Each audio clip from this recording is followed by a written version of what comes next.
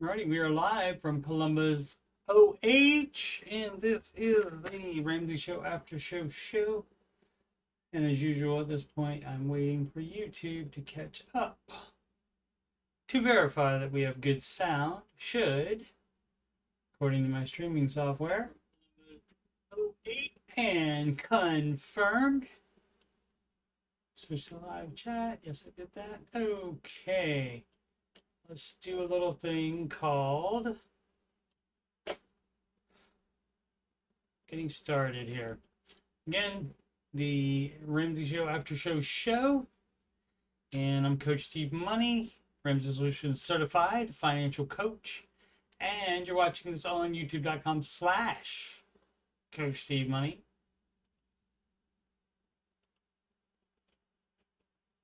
And for my financial content, you just scroll past the Oak Island playlist here, and it is the Ramsey Show After Show. Today is number 526. And there are 138 in the Answering Your Financial Questions playlist. And the music playlist has 12 Ramsey adjacent songs in there, such hits as You Belong Debt Free, You Belong Debt Free. So fun time. So next time you hear Tay Tay singing at the grocery store when it comes over the PA, you'll think of Debt Free instead of Belong to Me, if I've done my job correctly. If not, back to the drawing board. Market report. And much better today than yesterday.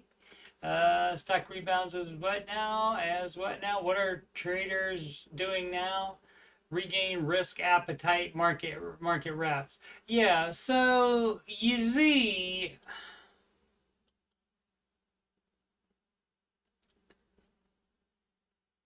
they didn't know what was going to happen yesterday when it went down as well. And now they equally don't know what's going to happen. So they just decided, oh, it'll be okay, I guess. Or I guess the numbers were low enough for them to say, all right, well, we need to start buying again instead of selling. So, but who knows? In the mind of a trader, who knows what they're thinking about? I get it, making the most amount of money in short periods of time, and that's what they do, just like a day trader.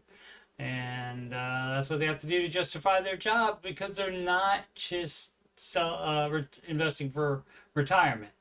They have to do short-term things, and that's how they get their jobs as traders. Let's see what we have here. We have Verizon and Intuitive reporting today. Verizon, looks like it's going up in the after hours trading, so possibly up here. Verizon earnings beat expectations. Why is the stock dropping? Was it? Did they? I don't think they reported this morning. So I don't. Oh, maybe just right after it dropped a little bit there. All right.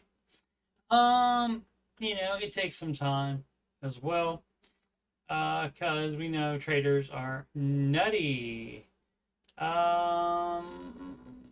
Verizon earnings, top views, but reports wider postpaid phones losses. Okay, so that could be considered mixed, and it doesn't say what their strong financial growth, doesn't say what their outlook is. Anyway, normally it says the outlook, and generally it has to have both beating expectations for this past quarter and also having good expectations for the next quarter.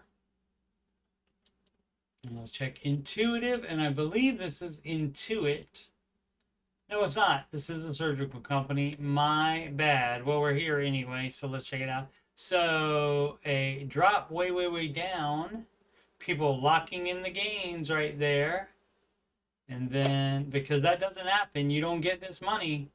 If you bought here, you're not up this money until you cash out. That's the only way to ensure that you make that money. Otherwise, the market could go down, and guess what? Then you don't have that money. And everybody acts like they lost that money, and no, you didn't. The only time you gain or lose is when you cash out. And let's see if it says what they did. Plunges as tariff slam profit margin outlook. Okay. And possibly they also might be overreacting as well to what tariffs will do in their particular industry.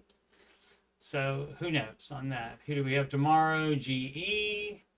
And Thursday, Procter & Gamble, Merck Sharp, and Domi. And AbbVie on, I don't know what AbbVie is, on 25, I think on April 25th, on Friday, April 24th, also the NFL draft, fun times. Oh, let's see, Intel up 3.5%. So, I mean, it's, better than being down for sure, but it's still down overall the last 6 months, I believe. What up, Sid? The Kid. What did we want to do here? Yeah, 6 months on the S&P. Yeah, down 9.6%.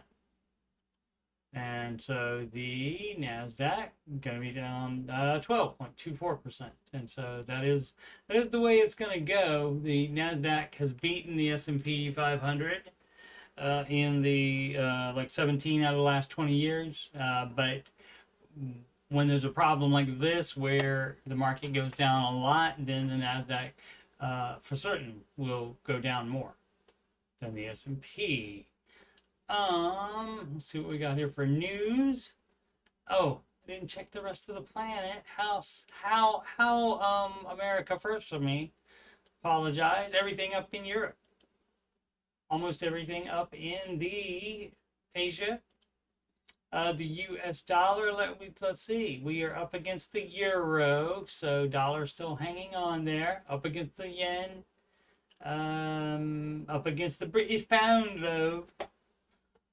Down though to the Canadian dollar A, and I'm sure they're saying sorry. And of course it is up, saying NAR to the Australian dollar. And futures tomorrow about the same as today, it looks like. So in 2+ points, and so that would be acceptable to me. I would find that just fine if that happens. So, and again, the idea, in case you're missing it, is that, let's go to the max here, you're always coming back up to a new high. And so the only way to lose money is to sell when it's down, or sell at all. If it's your retirement, you don't touch it until you need to take it out for retirement. And in that case, even if it's not at a high, say you bought way back here and it was this much. All right? And if you're retiring next week, it's a shame that you didn't retire right then at the high, but you're still way up from what it was previously. So you still made a bunch of money on that, despite the recent downturn. And so that's just the way you got to think about it. Is that, oh, I lost all that money, my retirement is down, blah, blah, blah, blah, blah. Doesn't matter. You're not retiring this week. Doesn't affect you.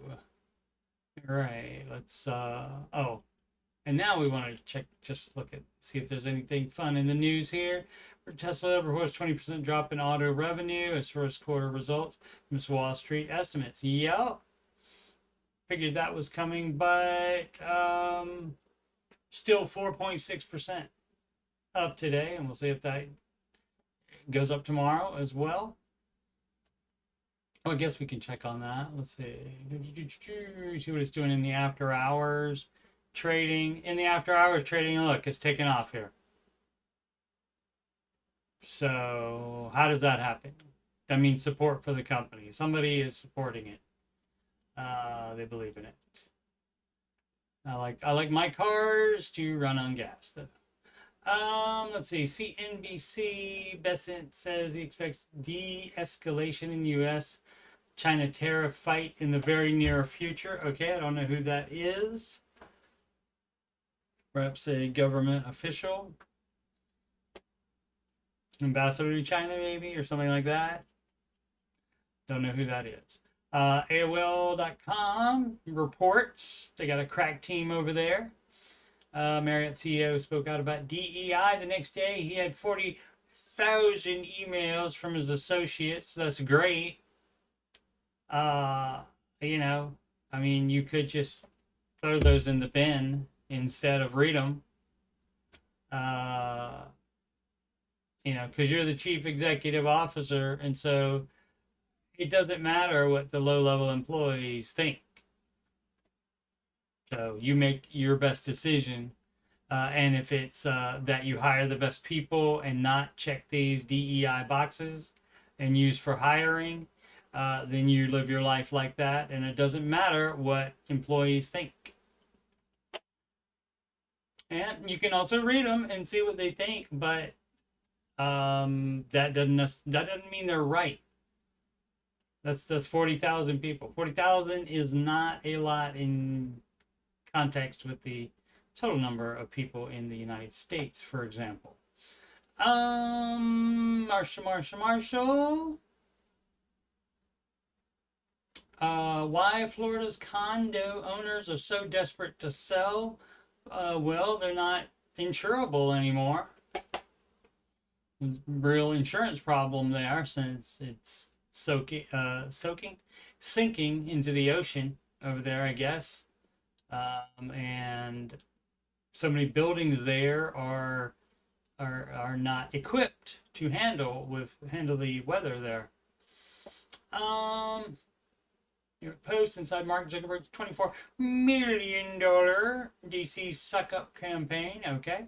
And whether it will be enough to save Meta, don't know. It is not a new thing for a CEO, business owner, anybody like that to suck up to whoever is president at the time. That's not a new thing at all. 4chan is dead. Oh no. Its toxic legacy is everywhere. Well, yeah. All over the internet, for sure. Yahoo Finance, Susie Orman says retirees need this much cash on hand at all times, and it's more than you might expect. Okay, I don't know about that. How about 3 to 6 months worth of expenses in an emergency fund? How about that? Just a number I pulled out of thin air. Syracuse.com, Choban, that's a yogurt, right? Chobani? To build, yeah, hey, yogurt, I was right.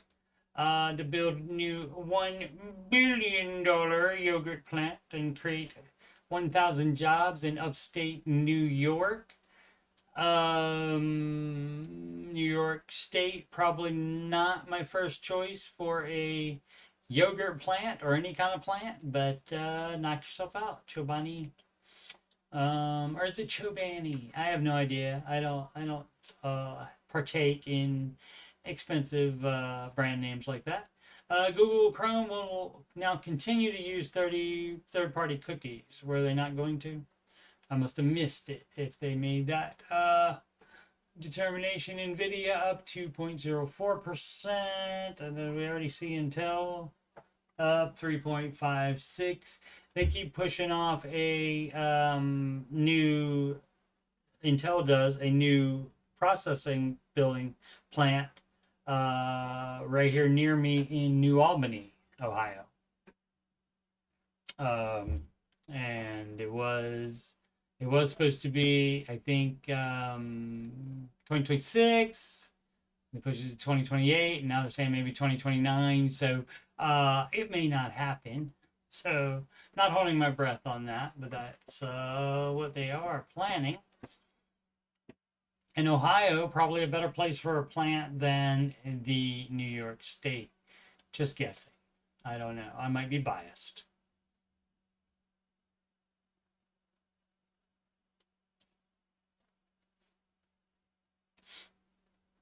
Sid used the word funner. Approved. I've done that before. Remote. Words are fun. Remote eggplant. 9450 investment strategy for young parents with a toddler. It doesn't change because depending on your age, it doesn't change. Unless you're crazy old about to retire and you don't want the volatility of the market any longer, then you can put it into something, you know, more, less volatile. But otherwise, it doesn't matter how old you are as parents. It doesn't matter if you have one toddler or 10 toddlers.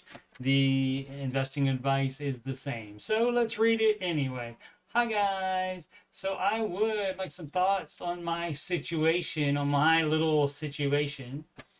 Because I feel like, for me, let's say, that may conflict slightly with Dave Ramsey.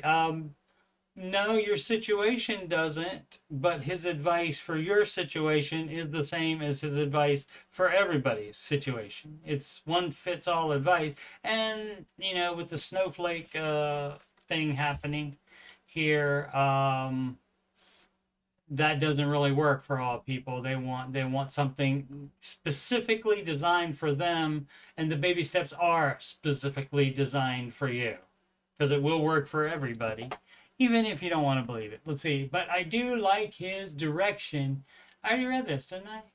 So I am a, was it 27-year-old fabricator? Yeah, I already did this one. My bad. But you would do the same. You would do the same stuff. I'm trying to remember what it was. It was just yesterday. Getting a raise soon. You don't base anything on you getting a raise soon. You change what you're doing if need be once you actually get the raise. You don't base your life and make decisions right now for something that may or may not happen in the future. Oh, and they want to try. Oh, that's right. This was the one where he's trying to. I think they have debt, and he's trying to also invest and keep getting a handout from California to help with his medical. And you may not be able to afford California. Might be a big problem here. All right, good growth stock mutual funds. This quarters. I don't think I did this one. Let's see. I am ready to resume saving for retirement. Why did you have to stop? Let's hear about that. I'd like to hear some more about that. That's who was that? Senator Kennedy. Your words, not mine. For retirement and curious to see what good index funds / ETFs are the ones to invest in. There's not a list of ones that Mr. Ramsey provides for you to get. Let's see, via Fidelity Investment. I'm looking for the 4 options as Dave recommends. It's small, mid, small cap, mid cap, growth, and international. Okay, so I guess that means the growth one is large cap then, or at least to you. So yeah, the growth thing is pretty much a Dave only thing. Everybody else refers to it as the small, mid, and large caps. International, of course, is international. It's international, interchangeable. Additionally, when investing, do you allocate, I guess, your equal amounts to all 4 funds, or do you allocate a certain percentage to each? Yeah, so what a split means is that you put, if you have 4 different places to put it, you're doing an equal split. And that's what he says to do. So I don't know where you're getting a certain percentage to each. That's when people take simple instructions, and then instead of just doing what the simple instructions are, they run it through their mind, and all of a sudden something came up about, should I do equal in each one, or should I do a certain percentage to each? Overthinking is what that's called, and do not do that. Any insight would be greatly appreciated. Thank you. Baby step 4. So yeah, it's 25% in each. It's equal. You're splitting it equal, split 4 ways, and that's how the math works on that. And wherever you read this, it should have said that. And if it didn't, somebody left it out. But it's, if you read it from Dave Ramsey material, it would say that it's equal. It's a 4-way equal split. Alrighty, is it worth it to trade in my car? Well, the problem with cars, we don't know. Yours that you're trading in, that you want to trade in, leave the dealer out of it. But the one that you want to trade in, that could die tomorrow. We don't know. Any used car you buy could die tomorrow, or it could last 20 years. We just don't know. So there's no hard and fast answer to it except to not have a car with payments. So yes, and you don't trade it in, you just sell it. Otherwise, the dealer ends up getting involved and they take some of the money. Understand? About 2+ years ago, my parents paid off my car loan to help us financially, with the expectations that we could pay them back when we could afford it. Fast forward, we still can't afford it. So again, you don't borrow money from anybody, especially not from friends or family. You also don't lend anybody any money, especially not friends and family. And we've just now been able to start making payment. Okay. Working through baby step number 2. All right. I want to get more intense. Is it crazy to trade in my car? Yes, crazy to trade it in, not crazy to sell it. 2021, yeah, that's too new of a car. You don't need that new of a car if you're on baby step 2. 74K miles. Oh, 28K working through, 2 parents. Can get 19 to 20K for my car. What's realistic car for me to get as cheap as possible? Stay-at-home mom of 2 kids. Looking at 2011 Toyota Siennas and less than 120 miles, about 11 to 12K. How about we aim for cheaper than that? See, the lower the baby step you're in, the pickier you cannot be. You know what I meant on that. You can't be that picky. The pickier you are is going to make it take longer for you to get the baby steps done. And if you're picky about this, then you'll be picky about everything else, and all that will make it like the kind of food you buy at the grocery store instead of cheap stuff. And so that's going to just make it all take longer. I don't want to get something with too high of miles, as we live in a rural area and we do a lot of driving for sports and activities. Hey, you know what you could do? Here's an idea. While you're in baby step 2, maybe you don't go to as many sports and activities. Maybe you don't do that. My husband is a firm no way when it comes to selling what? Boom, boom, boom, boom, boom, boom, boom, boom. Selling my car for something that old, is it worth it? Hey man, whatever at this point. So, I mean, if he's unwilling to even do that, even consider it, then, you know, my name is Paul, and that's between y'all. So, I think it is, if you're on baby step 2, even the one that you're thinking about downgrading to is too much, in my opinion. Help me as if you were Dave, and I love to do that. So did I read this one too? As the title suggested, most of us think of when we want to make a rash purchase. Well, do not make a rash purchase ever. Get some ointment or something.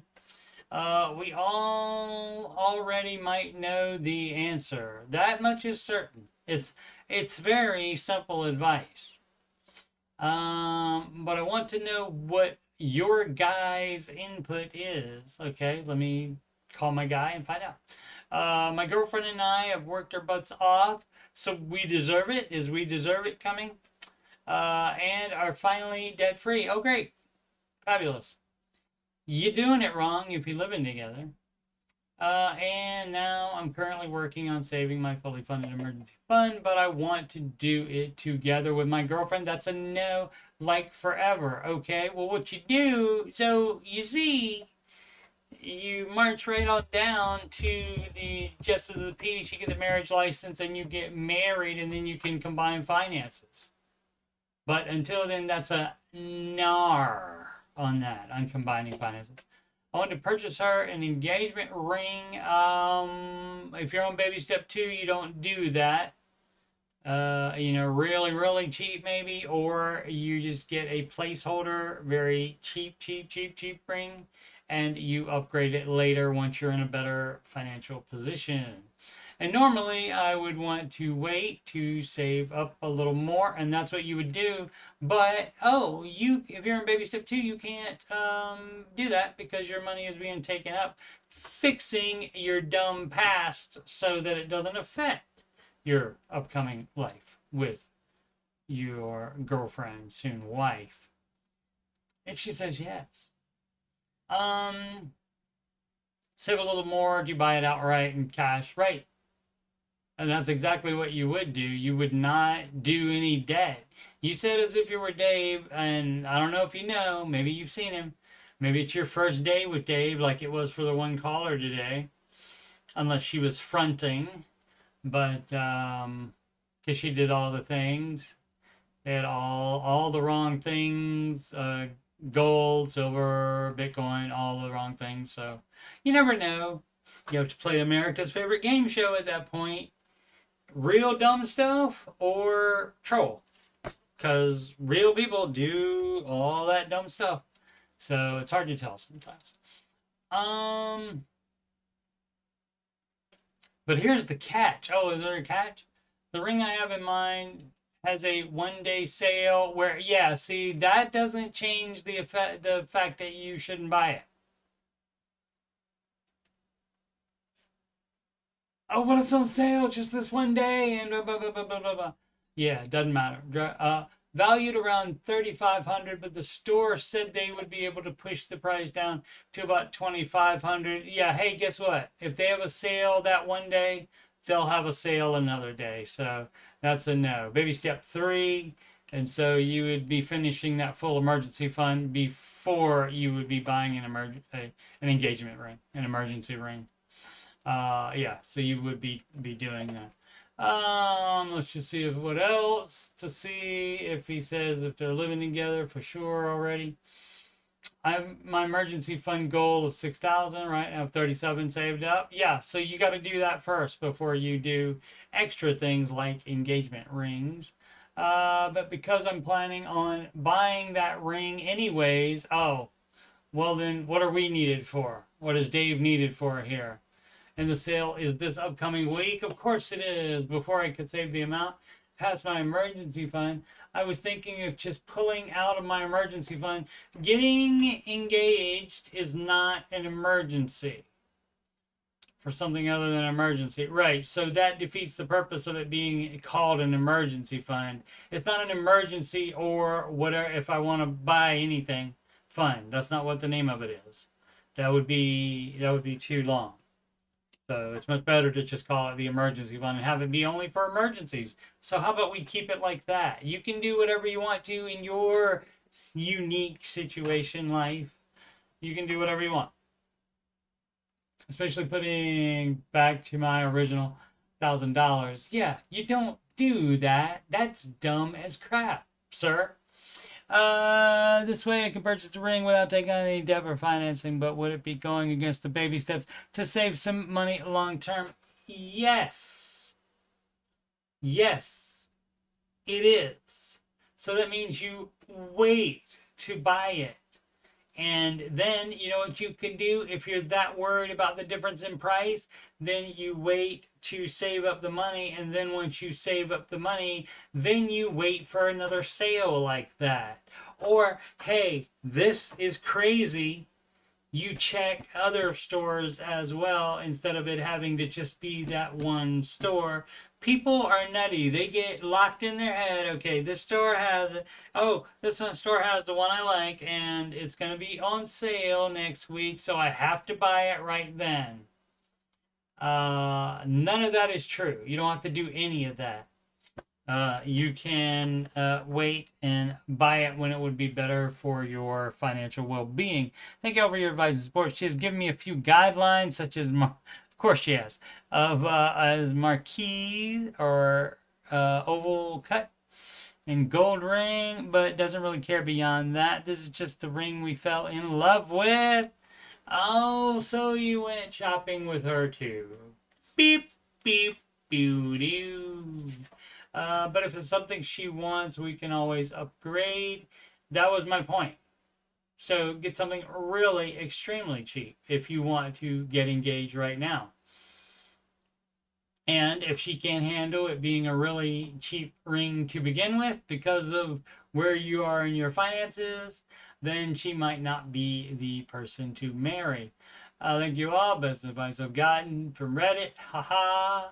Also to those who mentioned Etsy, you just opened my world. Exactly. See, this is, people are nutty. Like, this guy wasn't thinking of not even a different store in the city. Just, oh, it's got to be that store. It's got to be that ring that we fell in love with. It's got to be that. So that's a nar. It's a nar from me.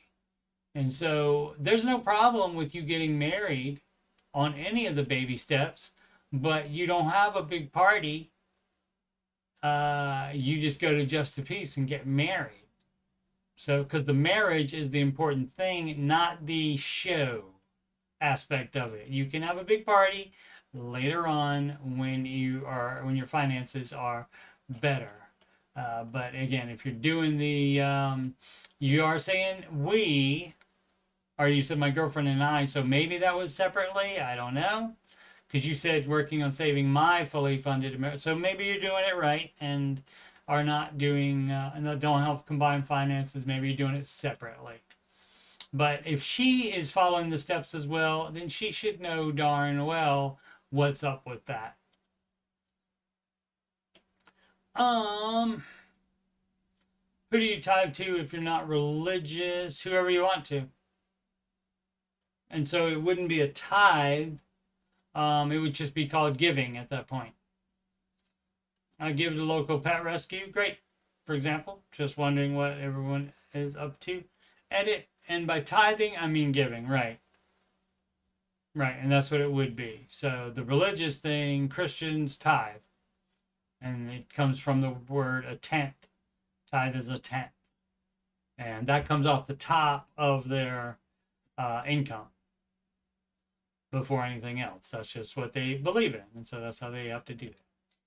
But if you're not Christian, and the baby step 7 is build wealth and give, and so you should be giving. And of course, Mr. Ramsey tied all the way into bankruptcy and all the way out of it. Calm guidance. How many people can meet the recommended mortgage terms? Baby step 6.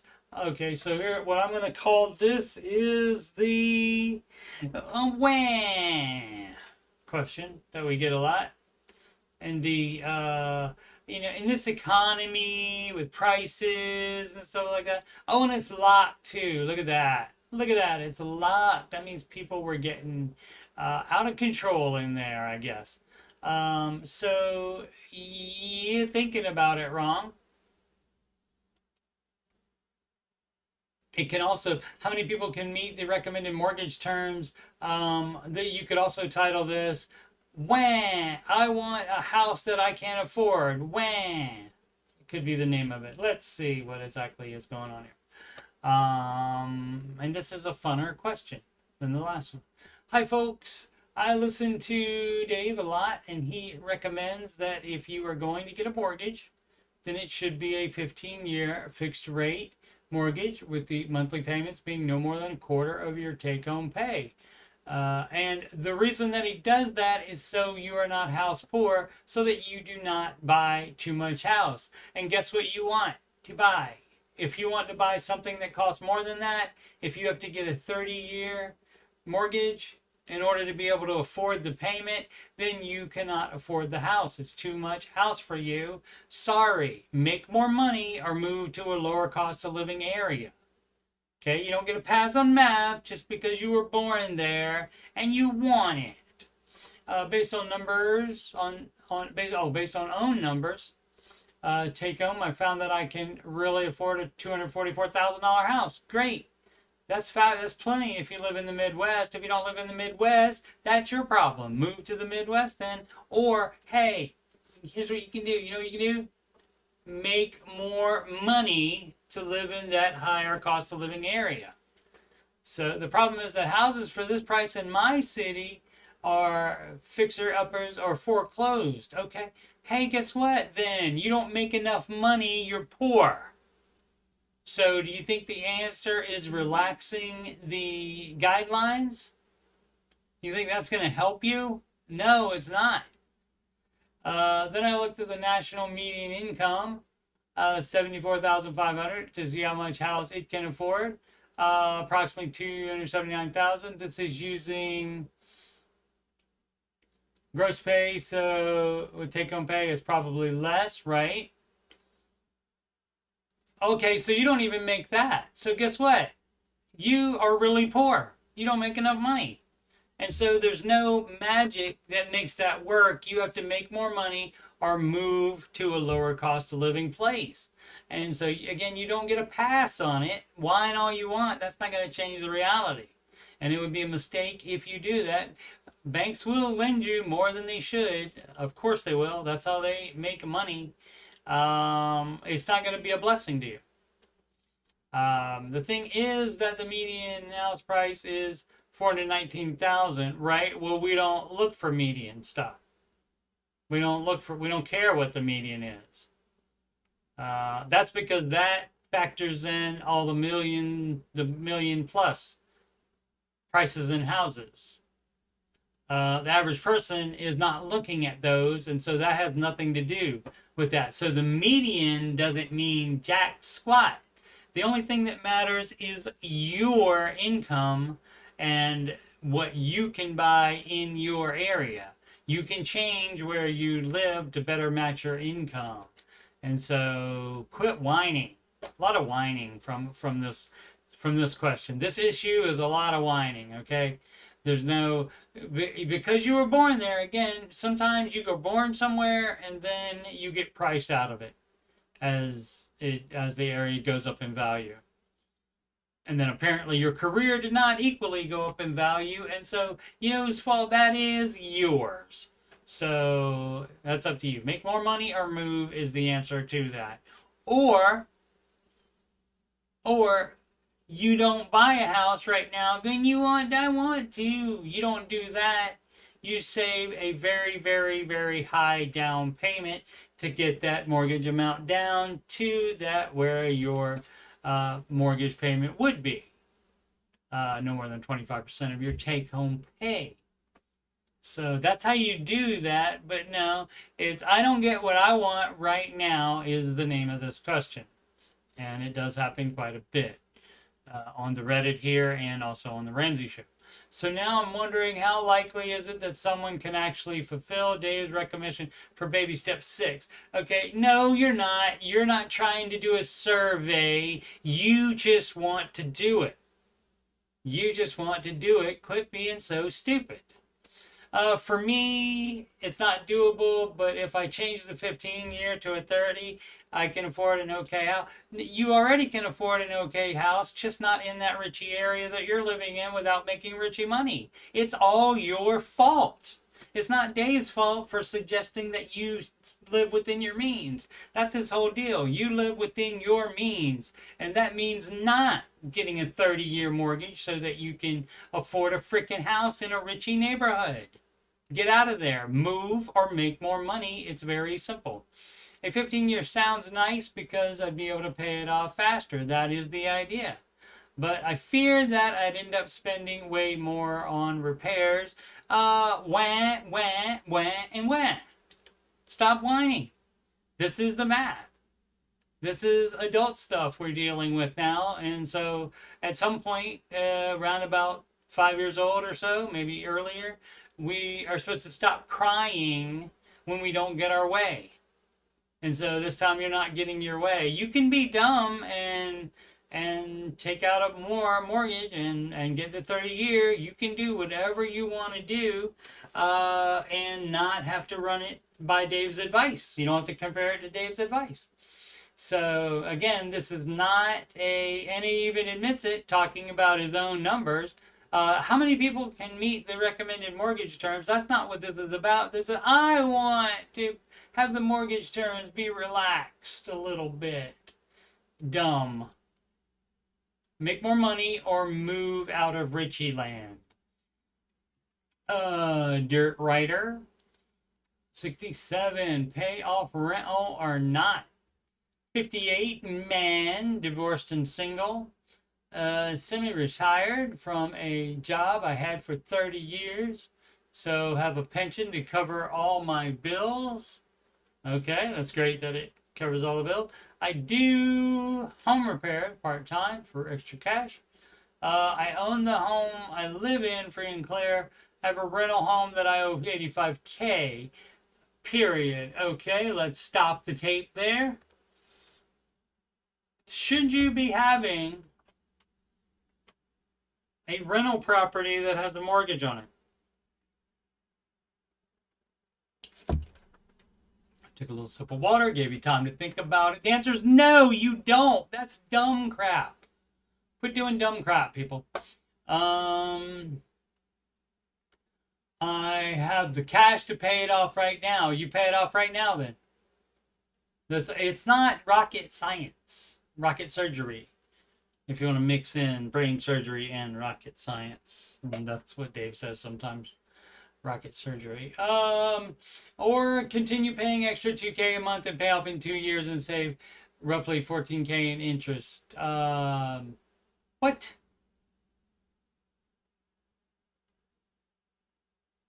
So you're saying to pay off, continue paying extra $2K a month and so to stretch it out. No, you're not supposed to stretch it out. You're not supposed to even have it anyway. So if you have the cash, you would pay that off immediately. Or even if you have non-retirement investments, you would cash those out and pay it off immediately. Can't decide if I should pay off now to save the interest or save the cash in case the market takes a dump and then purchase another home out of my state for a vacation home. What? All right, that's too many things. You're thinking about too many things here. You're doing it wrong. You do not do mortgages on rentals. And so you would immediately fix that by either selling it. If you want to have cash laying around, how about you sell that investment property then, that rental? You sell that, okay? But no, people want to have the debt and also have the cash laying around, and that is not a Ramsey thing. So you're on the wrong subreddit for that, sir. But how many? 19.5 people said, no, you never sell real estate. That's dumb financial bro crap there. Imagination 8579. Help me get oriented. All right. I will try to orient you. Hi all. It's been a long time since I've followed Dave Ramsey. He didn't change his advice, so good. So if you knew it before, you still know it. He really helped me get out of debt in my 20s. I am 4. And then what happened? After you got out of debt, then what happened? I am 40. Now I managed to stay out of debt. Oh, great, great. Since then, but I'm not sure we are making all the best decisions. Probably not. Because people don't tend to do that. We bought a house about a year ago. Interest rate is 7.375. And the loan is a 30-year. Okay, so when you follow Dave Ramsey, his advice was still 15-year fixed rate mortgage. So you're doing it wrong. You wanted too much house, and you got it apparently. Down payment wasn't much. You're doing it wrong. You knew better. You knew it was wrong. So we're paying $80 private mortgage insurance. Yep.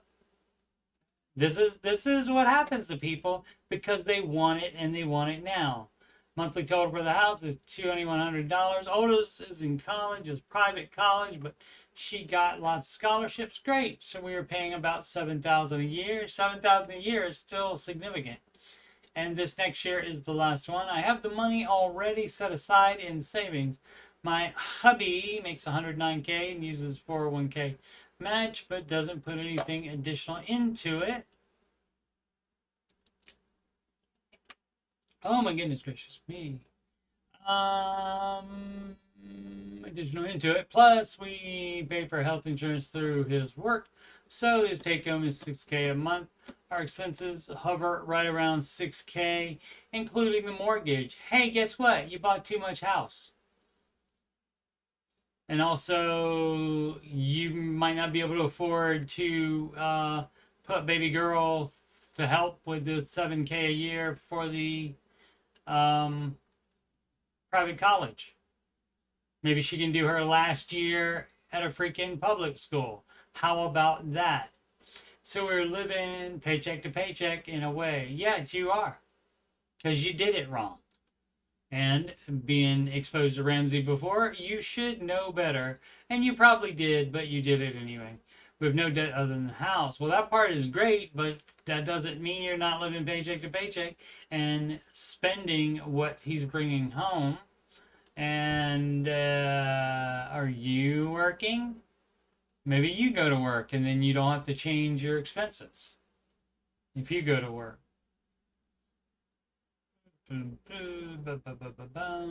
She said something about her.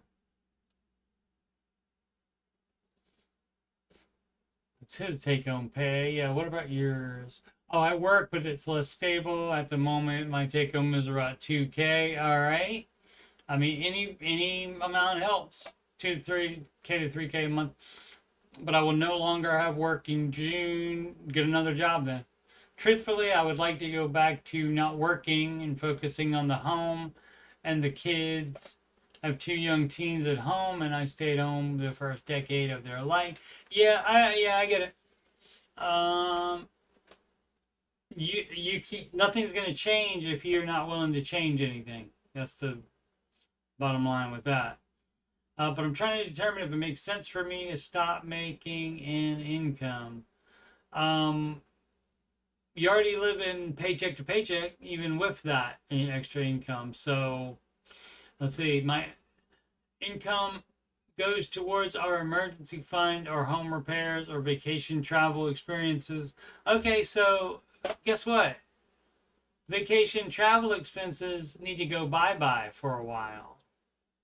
At least till the older child is out of the private school. And sorry, too bad, the younger ones don't get to go to private if unless they get full rides or unless they pay for it themselves somehow. Also, my husband usually gets 5 to 8K in bonuses. You can't count on that. And we get 3 to 4K in tax returns. That should be lower. You should be getting more back in your check than getting returns that large. These little extras also all go towards home maintenance, repairs, emergency fund, or travel expenses. What is going on with the emergency fund? Why is that not filled already? So you're doing it wrong. You should have had the full emergency fund before you bought the house. And so if you keep dipping into it for something, you're doing it wrong. And so I think a lot of things are going on here, and a lot of it is lifestyle and choices, just like you were thinking. I'm worried about college savings for my young teens. Yeah, my 2 young teens. Where's that coming from? Yeah. About paying off this high interest rate mortgage. Yeah. Refinancing to a 15-year loan, that's going to bring the payment up. You can't afford that. And about saving more for retirement. Yeah, you can't afford that. Remember when I said you can't afford that? And you add something else to it? That means you can't afford that either. That's how money works. Our bank account has 30K total in it, including the 7K I've set aside for daughter's tuition this year. The emergency fund has 7K in it as well. And 7K, guess what? That is not 3 to 6 months worth of expenses. So you're doing it wrong. So either do the baby steps or don't. Choice is up to you. Recent income is set aside. Total 13K. 4K of which I have allotted for a dream vacation to Japan that I want to take before my sons graduate. And then 3, okay. And then just 3.5K that I was thinking of throwing at the mortgage. But with the economy, of course, you know the economy was coming in to blame. Feeling shaky. I'm not sure I should get rid of the cash.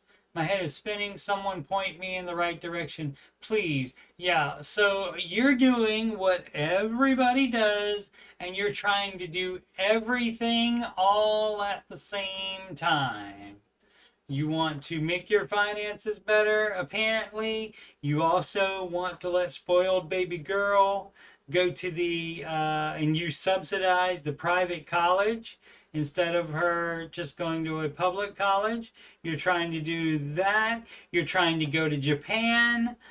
You're trying to save for retirement. Funds are limited. What don't you understand about that? I don't know how that doesn't jump in this person's mind immediately. Oh, wait a minute. There's this much money that's coming in, and I want this much to go out. And so we have these goals here. These are our top goals. And then in the last couple lines, then I'm going to say a bunch of other crap I want to spend money on. And so you cannot do that. You have to make your own priorities. And you cannot do everything you want to do because, again, just for regular expenses, you're living paycheck to paycheck. You said it yourself, so you need to change stuff. Maybe you move down in house. How about that? Because you shouldn't have bought that house in the first place.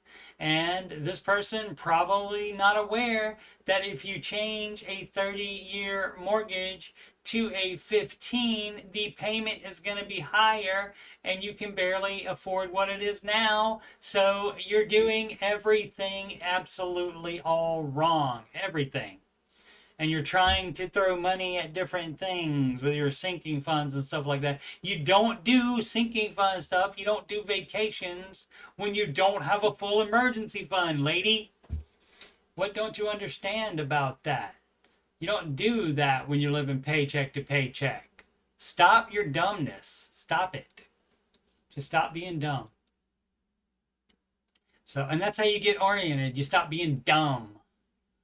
And being exposed to Ramsey before, you know darn well some of the stuff if you spent any appreciable time with him. The advice didn't change since then, so you're doing it wrong. Typone 2077, easiest way to switch out cars. Well, we don't go by easiest way. We go with the most cost-effective way, and that would be you selling your car privately and you buying a privately owned car. You leave the dealer out of it because the dealer likes to take their share of the money involved in the transaction, and that means less for you and less for the buyer or seller or whatever end you're not on at the time. As following the baby steps, I'm getting rid of my 23K car loan. Great. And looking to get a car for about 6K. Great. However, I need a car every day, okay?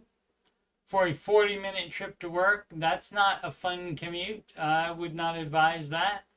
And then back, how can I sell my car privately while getting a small loan for the difference and buying one at the same time? You go to the bank and you get that loan first.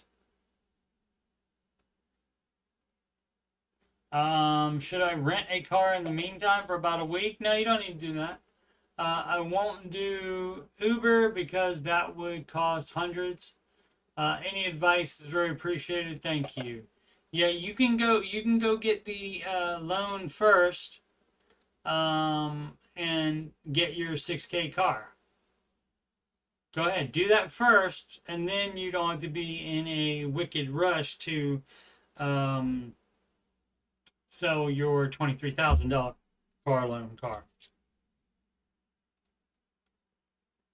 little more agua.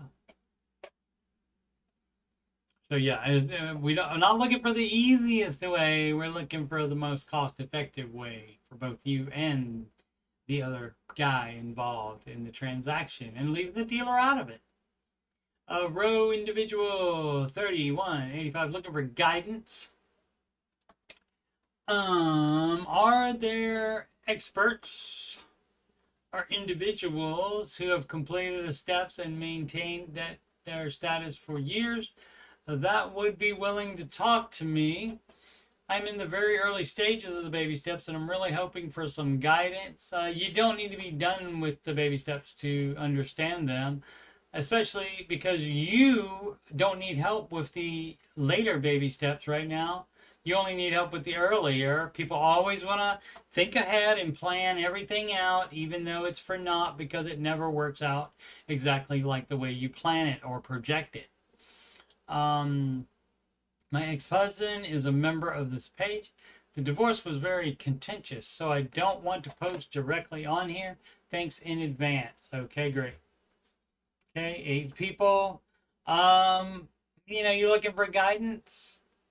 Do the baby steps, and if you don't understand something, you can ask somebody. You can ask in the Ramsey Show chat. You can call the show and ask.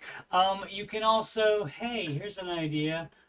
Google it if you don't understand something in the very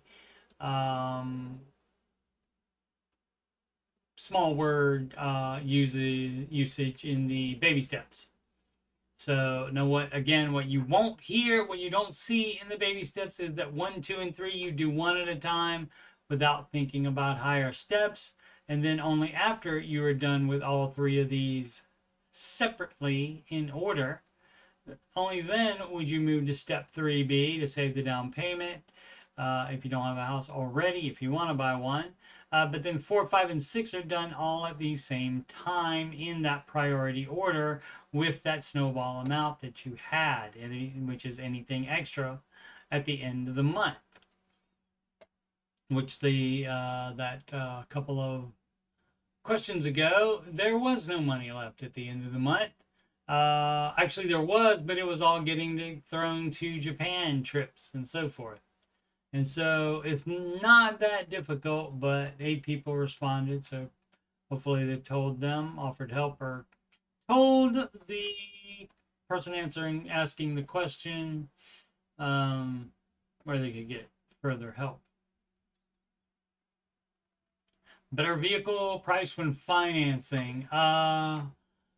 Actually, it probably isn't, because you add on financing fees and also the interest. So you're being tricked if you're allowing them to trick you with that. It might be a better vehicle price, but after you add in any fees or interest involved in that financing, then it's should be about the same. If not more, probably more. Car dealers offering a better deal if we finance through them. I'm sure they are, because they'll make more off the debt than they will off the selling the car. It is amount to about $2K. Yeah, you don't think you're going to pay $2K in interest on that car? Even though the F&I guy says I can pay off in 4 months, actually know better, right? I can pay off within days. He just loses out on some bonus money, yeah, from the lender. Yep. I could shop around, but this used vehicle checks my boxes and is close to home. I know that debt is bad, but this would literally be free of a few days in debt. Is it okay? You can do whatever you want with your life and your money. But the advice is no debt, even for scheming and scamming and stuff like this. So that would still be a no. No, no, no, no debt. And that could even mean, hey, how about a good idea? This used vehicle that checks your boxes, there's another used vehicle somewhere, probably by a private seller, that you might even get a better deal on. Did you even check? Or did you just run to the dealership? People love to run to the dealership for some reason. Alrighty, so monthly allowance for wife. Beep, beep, beep, doo. Now, if that's just fun money or something, well, we'll get into it tomorrow, but that's a slippery slope, brah. And this written by a user named Rebecca, so this will be interesting. Monthly allowance for wife, so we'll get into that tomorrow. If it's something you both agreed on, fine. Things that spouses agree on supersede the baby steps, because I'm assuming you would like to stay married, and so part of that is communication and compromise. And if you can't do those things, that's when it's time for counseling. All right. Once again, Coach Steve Money, Ramsey Solutions certified financial coach. And if you, yes, you.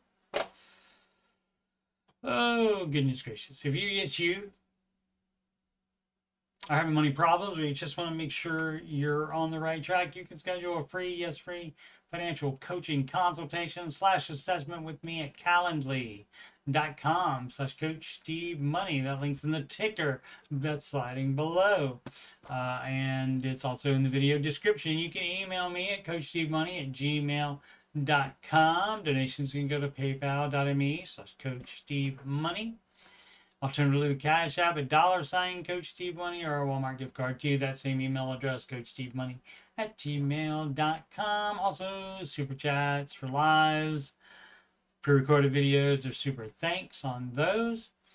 Upcoming streams, just the show, the Ramsey Show After Show until further notice, Monday through Friday, 5:25 p.m., 5:27 p.m. Eastern time, when the Ramsey Show is done on YouTube, and that's when I'll start on YouTube. Alrighty, thank you so much for watching. Please subscribe, like, and comment. And as always, make smart financial decisions every day. And don't whine because you don't make enough money if you live in a high cost of living area. No whining.